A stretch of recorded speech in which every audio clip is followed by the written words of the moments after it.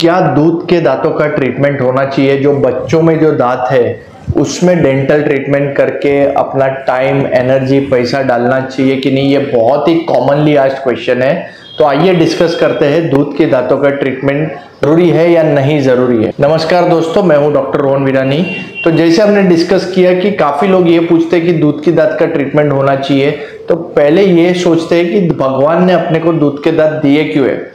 तो जाहिर सा बात है कि बच्चों में ज्यादा करके उनके फूड हैबिट्स डेवलप नहीं हुए रहते हैं, उनकी स्पीच डेवलप नहीं हुई रहती है, उनका जो फेस का आकार है वो छोटा रहता है। तो उनका जो फेस के हिसाब से छोटे छोटे दांत रहते हैं, जैसे जैसे वो बढ़ने लगते हैं वो जो दांत रहते हैं जो करीबन छोटे रहते हैं वो फेस से मैच नहीं होते। इसलिए ऊपर वाले ने भी दो डेंटिशन दिए, पहले दूध के दांत और फिर परमानेंट दांत, फेस को मैच करने के लिए, बाइट को मैच करने के लिए। अब सवाल ये आता है कि जब बच्चे के दांत दूध के हैं जो गिरने वाले, तो उसका ट्रीटमेंट करना चाहिए या नहीं। तो ये आप ये सोचिए कि मान लीजिए उसका पीछे का एक दूध का दांत सड़ गया है, तो ऐसा नहीं है कि वो आप दांत निकाल देंगे तो इमीडिएटली परमानेंट दांत आ जाएगा। परमानेंट दांत आते हैं 12, 14, 16 की एज में।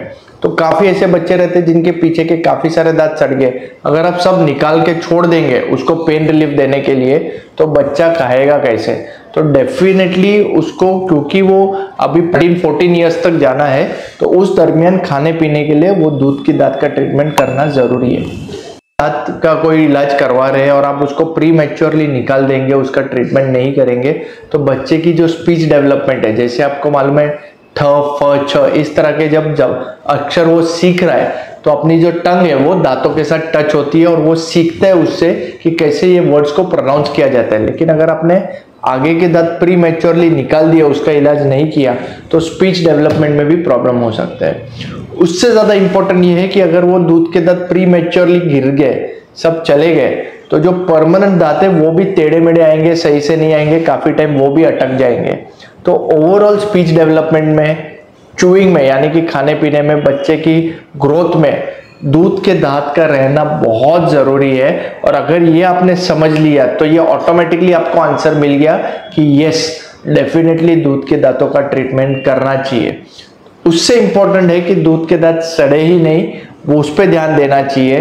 तो जैसे बच्चे जो खा पी रहे हैं उस पर आप ध्यान दीजिए, उनको प्रॉपर ब्रशिंग टेक्निक सिखाइए। लेकिन अगर कोई रीजन से अनफॉर्चुनेटली वो दांत खराब हो जाता है और आप डेंटिस्ट के पास जाते हैं, तो ये मत सोचना कि ये दांत गिरने ही वाला है, इसका इलाज क्यों कराए। डेफिनेटली उसका इलाज करना चाहिए। तो फ्रेंड्स, ये वीडियो में मैंने आपको पूरा डिटेल में बता दिया कि दूध के दांत का इंपॉर्टेंस कैसे है। वीडियो सुनने के बाद अगर आपके घर में कोई बच्चे का दूध का दांत सड़ता है, तो क्या आप उसका ट्रीटमेंट करवाएंगे या नहीं, ये कमेंट बॉक्स में जरूर डालिए। Till next time, thank you very much.